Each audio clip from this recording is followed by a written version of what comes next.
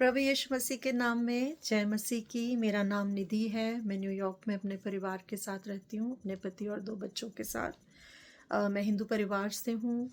27 वर्षों से मैं प्रभु यीशु मसीह के पीछे चल रही हूँ और वचन से सीखती रहती हूँ। और ये वीडियोस मैं बनाने का एक ही कारण है कि जो कुछ मैं प्रभु के साथ चलते हुए सीखती हूँ वचन से, वही मैं आपके साथ बांटना चाहती हूँ, ताकि यदि कोई जो मैंने चैलेंजेस अपनी लाइफ में फेस किए हैं, अगर आप उन्हीं चैलेंजेस को आज फेस कर रहे हैं और अगर किसी भी तरीके से इन वीडियोस के थ्रू आपको कोई मदद मिल सके, कोई आशीष मिल सके, तो मुझे बहुत खुशी होगी। मेरी परमेश्वर से यही प्रार्थना है कि आपको इन वीडियोस के थ्रू आशीष मिले। आज हम बात करेंगे विश्वास के बारे में। हम सब विश्वासी हैं तो हम विश्वास तो करते ही हैं, है ना। लेकिन कभी कभी जीवन में हम हताश हो जाते हैं क्योंकि हम अपनी प्रार्थनाओं का उत्तर नहीं हमें मिल रहा होता और हम परेशानियां हमें घेरे रखती हैं किसी ना किसी तरह की। परिवार में बच्चों से रिलेटेड, काम काज से रिलेटेड, हमारे पास इनकम नहीं है या कुछ भी इस तरह की हम परेशानियों में घिर जाते हैं और तब हम परेशान होने लगते हैं।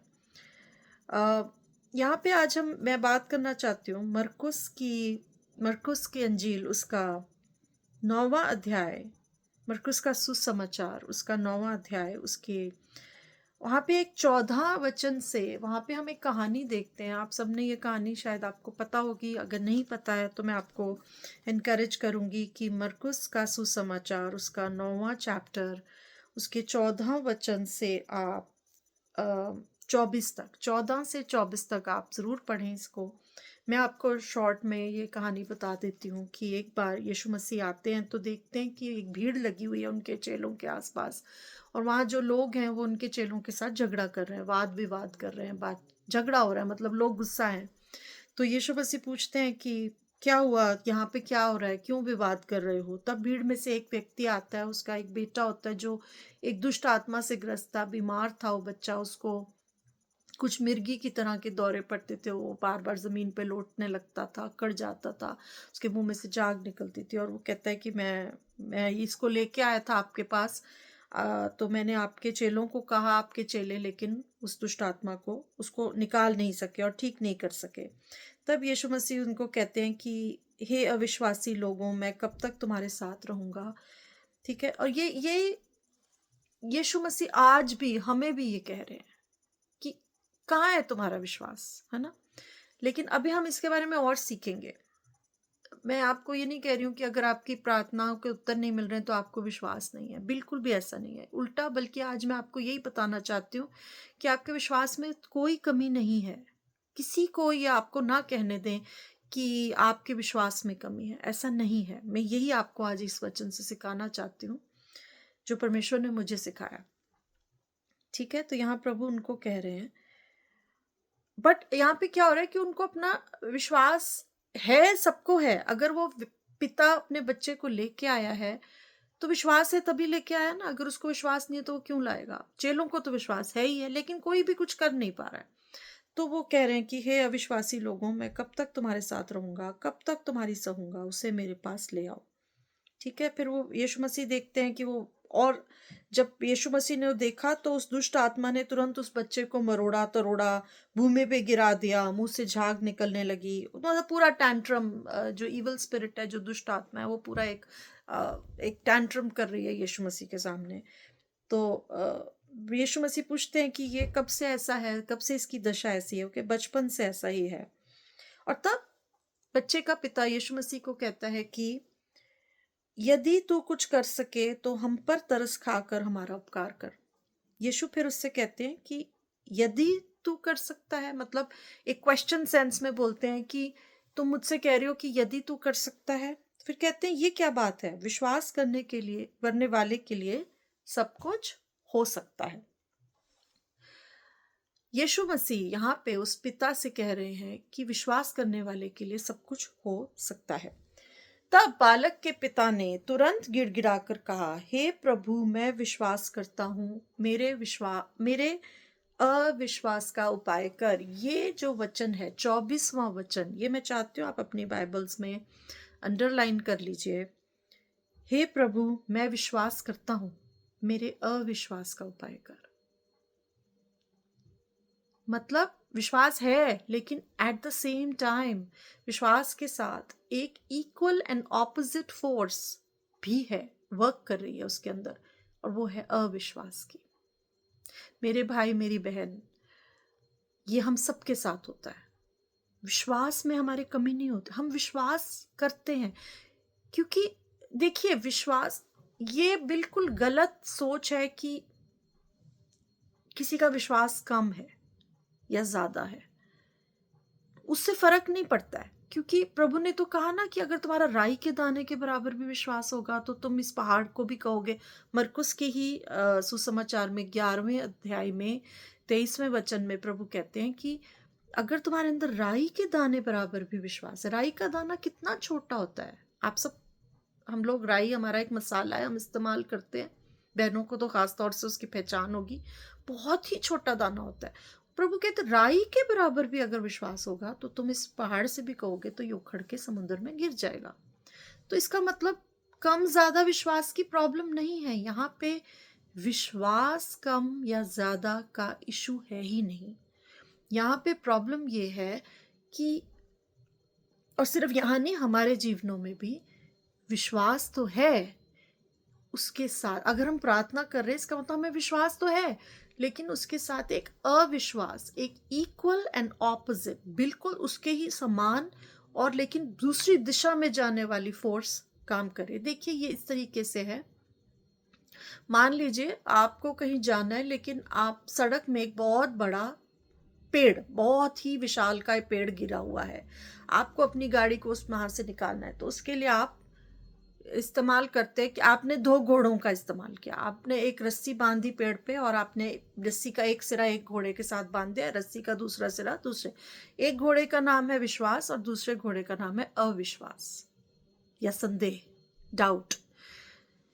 अब दोनों घोड़े बिल्कुल दोनों इक्वली ताकतवर हैं और इक्वल फोर्स जो है लगा रहे हैं उस पेड़ के ऊपर।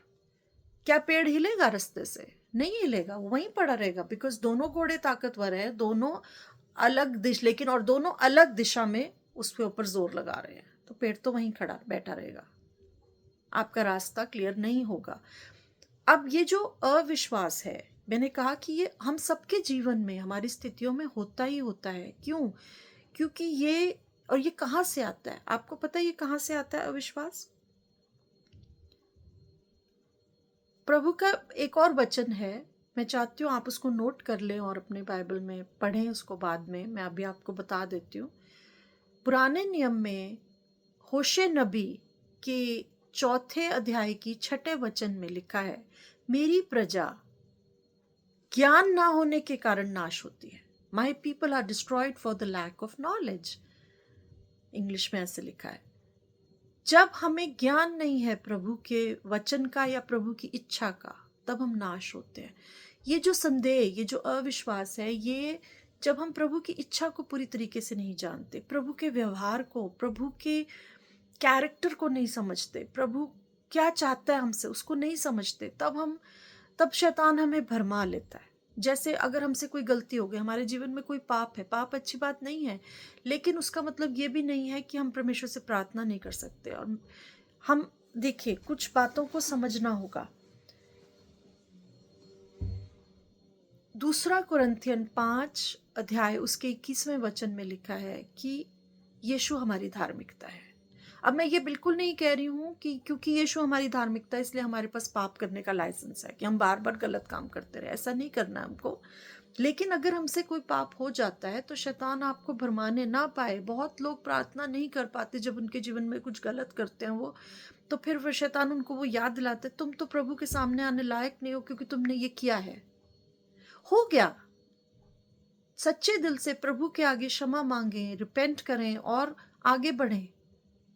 गिर गए हैं, उठ जाइए, अपने ऊपर से धूल झाड़ दीजिए। जैसे पौलुस कहता है कि मैं इस रेस में भागा चला जाता हूँ अपने गोल की तरफ, गिर जाता हूँ, उठ जाता हूँ, अपने ऊपर से मिट्टी को झाड़ता हूँ और फिर चल पड़ता हूँ। परमेश्वर के साथ चलना ये एक जर्नी है, ये एक प्रोग्रेसिव जर्नी है, धीरे धीरे धीरे बढ़ते जाना, प्रोग्रेसिव जर्नी। तो या हताश ना हो कि ओहो शायद मैं तो, मेरा तो पता है क्या, मेरे को तो, मेरा तो शायद उद्धार ही नहीं हुआ क्योंकि मैं तो आज भी गलतियां करता। ऐसा नहीं है, ये शैतान आपको कह रहा है। अगर आपको कह रहा है, अगर आपके जीवन में पाप है किसी भी तरह का, तो आप रिपेंट करें, परमेश्वर से प्रार्थना करें, और लेकिन आगे बढ़ें। उस चीज़ को अपने आप को लिमिट ना करने दें, बिल्कुल भी उसको लिमिट ना करने दें अपने आप को। प्रभु के वचन में ये भी लिखा है कि जब हम अपने गुनाहों को मान लेते हैं तो प्रभु हमें क्षमा करता है। आप सच्चे दिल से अपने गुनाहों के लिए, अपनी गलती के लिए, जो भी आपसे हो गया है, कोई बात नहीं, हम सबसे हो जाता है। पर अगेन, ये लाइसेंस नहीं है गलत करने का। हम परमेश्वर से रिपेंट करें, पश्चाताप करें, प्रार्थना करें अपने लिए, लेकिन आगे बढ़ते जाएं। शैतान को ये मौका ना दें कि वो आपकी किसी गलती को आपके खिलाफ इस्तेमाल करके आपको ये कहता रहे कि अब तो तुम प्रार्थना नहीं कर सकते, या प्रभु से तुम डिजर्व नहीं करते कुछ भी पाना। क्योंकि प्रभु की जो भलाई है, जो प्रभु की सामर्थ्य है हमारे जीवन में काम करने, वो हमारी धार्मिकता पे नहीं टिकी हुई है। यीशु मसीह हमारी धार्मिकता है। हम यीशु के लहू में सराबोर, सर से लेके पैरों तक ढके हुए हैं, और हम उसी कॉन्फिडेंस में, जैसा कि इब्रानियों की किताब चैप्टर 4 चौथे अध्याय उसके 16वें वचन में लिखा है कि हम प्रभु के सिंहासन के सामने कॉन्फिडेंस के साथ आ सकते हैं, क्योंकि हम प्रभु यीशु के नाम में, हम प्रभु ये परमेश्वर के सिंहासन के सामने परमेश्वर की दया को हम पा सकते हैं। ठीक है, तो इस बात को आप ध्यान रखें। तो ये सबसे बड़ा जो एक अविश्वास का कारण हमारे जीवन में रहता है। दूसरा, कभी कभी हमें परमेश्वर की इच्छा नहीं मालूम होती। याद रखें मेरे भाई मेरी बहन, परमेश्वर की सभी योजनाएं हमारे लिए भले हैं। किसी भी तरह का हमारे जीवन में क्लेश, दुख, बीमारी, कष्ट, ये परमेश्वर की हमारे लिए इच्छा नहीं है। अगर आप व्यवस्था विवरण ड्यूट्रॉनमी 28 को पढ़ेंगे, वहां पे ब्लेसिंग्स एंड कर्सेस की लिस्ट है। बीमारी खास तौर से, ये वहां पे कर्सेस का हिस्सा है, ब्लेसिंग का नहीं। और परमेश्वर तो हमें ब्लेस करना चाहते हैं, और हमारे पास तो अब्राहम से ज्यादा, मूसा से ज्यादा अच्छी वाचा है, प्रभु यीशु के लहू में वाचा है। तो हमारी तो जो विरासत है वो ज्यादा बेहतर विरासत है, बेहतर वाचा है हमारे पास। ठीक है, तो ये दो बातों का आप ध्यान रखें। अगर कोई गलती हो गई है, पाप हो गया हमारे जीवन में, तो हम उसकी क्षमा मांग लें और उससे फिरें और उसको पूरी कोशिश करें, और लेकिन बढ़ते जाएं। जितनी बार गिरते हैं उतनी बार प्रभु के चरणों में आ जाए, प्रभु मुझे क्षमा कर दें। ठीक है, और दूसरा, प्रभु की इच्छा को जाने। देखिए, दोनों घोड़ों में से कौन जीतेगा? जो ज्यादा मजबूत होगा। मजबूत कौन होगा? जिसको आप ज्यादा खाना खिलाएंगे। विश्वास का भोजन क्या है? वचन। क्योंकि रोमियो की किताब उसके 10वें अध्याय 17वीं आयत में लिखा है, विश्वास कहाँ से आता है? विश्वास वचन के सुनने पढ़ने से आता है। Faith comes by hearing the word of God, Romans 10:17। Romeo की किताब 10वां अध्याय उसकी 17वां वचन में लिखा है, विश्वास वचन से आता है।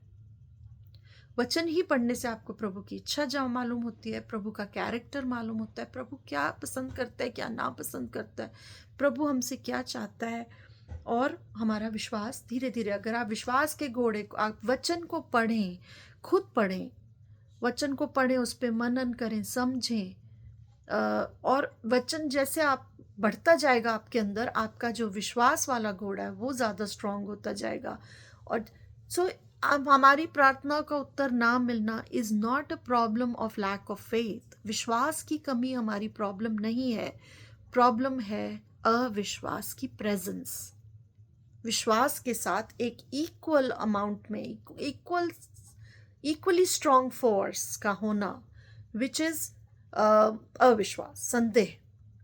तो अविश्वास जैसे जैसे हटता जाएगा, विश्वास, या आप कह लें विश्वास जैसे जैसे बढ़ता जाएगा, जो रस्सी अविश्वास वाले घोड़े के साथ बंधी है वो अपने आप टूट जाएगी, और आपके रास्ते का वो पहाड़, वो पेड़ जो गिरा हुआ है, जो आपको रोक रहा है, वो वहाँ से हट जाएगा।